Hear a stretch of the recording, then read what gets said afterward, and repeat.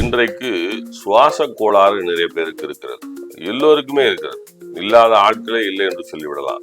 காரணம், புகை மண்டலத்தில் தான் நாம் வாழ்ந்தோம். என்ன நிலைமை என்று சொன்னால், இரவில் திடீரென்று மூச்சு திணறல் ஏற்படும். மூச்சு அடைப்பது போல ஏற்படும். உடனே கொஞ்சம் அலறி எடுத்து எழுந்து விடுவார்கள். அவர்கள் உடனடியாக செய்ய வேண்டியது, இது அடிக்கடி வருகிறது என்று சொன்னால் நீங்கள் நல்ல சித்த மருத்துவரை அணுகினால், சித்த மருத்துவம் தான் இதற்கு ஒரு நல்ல தீர்வை தரும். ஆன்டிபயோட்டிக்லாம் தீர்வை அப்பொழுது தருமே தவிர நிரந்தர தீர்வு தராது. ஆஸ்துமா பிரச்சனை உள்ளவர்கள், சளி பிரச்சனை உள்ளவர்கள், இவர்கள் எல்லாம் நீர்ச்சத்து காய்கறிகளை சாப்பிடுவதை தவிர்த்து விடுங்கள். அதுவும் குறிப்பாக இரவில். வணக்கம், நான் உங்கள் அல்மா சித்தா வேலாயுதம் பேசுகிறேன். இன்றைக்கு சுவாச கோளாறு நிறைய பேருக்கு இருக்கிறது. எல்லோருக்குமே இருக்கிறது. இல்லாத ஆட்களே இல்லை என்று சொல்லிவிடலாம். காரணம், புகை மண்டலத்தில் தான் நாம் வாழ்ந்து கொண்டிருக்கிறோம். இந்த வாகனங்களில் விடக்கூடிய புகை இருக்கிறது அல்லவா, அதில் தான் நாம் சுவாசமே செய்கிறோம். இன்றைக்கு வீட்டிலேயே உட்கார்ந்து கொண்டிருந்தால் கூட சுவாச கோளாறு வந்து விடுகிறது. ஏன்னா ஏசி போடுறோம் இல்லையா, அதன் வழியாக சுவாச பிரச்சனை வந்து விடுகிறது.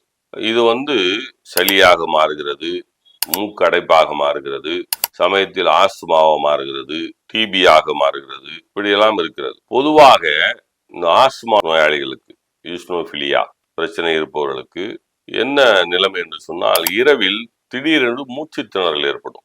மூச்சு அடைப்பது போல ஏற்படும். உடனே கொஞ்சம் அலறி எடுத்து எழுந்து விடுவார்கள். அவர்கள் உடனடியாக செய்ய வேண்டியது, நிமிர்ந்து உட்காருங்கள். நிமிர்ந்து உட்கார்ந்து கொண்டு மூச்சை மூக்கு வழியாக லேசாக அப்படி இழுத்து அப்படி வாயும் கொஞ்சம் பயன்படுத்திக்கணும். அப்படி இந்த மூச்சை லேசாக இழுத்து லேசாக விட்டு வாயின் வழியாக மூச்சை இழுத்து விட்டு அப்படி செய்யும் பொழுது ஒரு இளைப்பாறுதல் கிடைக்கும் நுரையீரலுக்கு. ரொம்ப அதிகமாக இருந்தால் நீங்கள் மருத்துவமனைக்கு செல்வது நல்லது. ரொம்ப அதிகமாக இருந்தால், இது அடிக்கடி வருகிறது என்று சொன்னால் நீங்கள் நல்ல சித்த மருத்துவரை அணுகினால், சித்த மருத்துவம் தான் இதற்கு ஒரு நல்ல தீர்வை தரும்.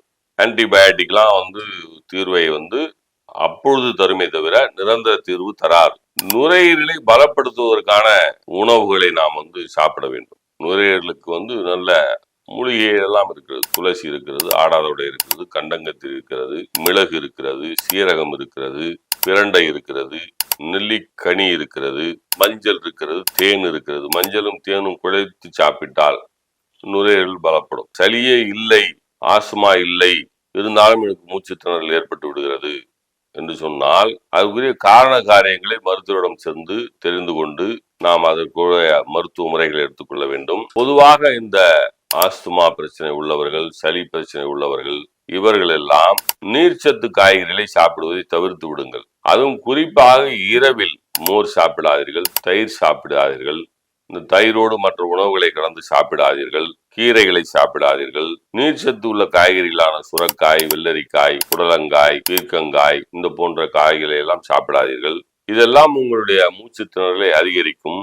அந்த காற்றாடி இருக்கிறதா ஃபேன், அதுக்கு நேராக உட்கார்ந்து கொண்டு இருக்காதீர்கள். படுக்கவும் செய்யாதீர்கள். பக்கவாட்டு பகுதியில் குளிர்சாதன பெட்டி இருப்பது போல பார்த்து கொள்ளுங்கள். இப்படியெல்லாம் இருந்தால் இதிலிருந்து நீங்கள் மீண்டு வர முடியும். காலையில் தினமும் மூச்சு பயிற்சி செய்யுங்கள். நின்று கொண்டே நன்றாக மூச்சை அப்படி இழுக்கணும். நல்ல மூச்சை டக்குன்னு விட்டுறணும்.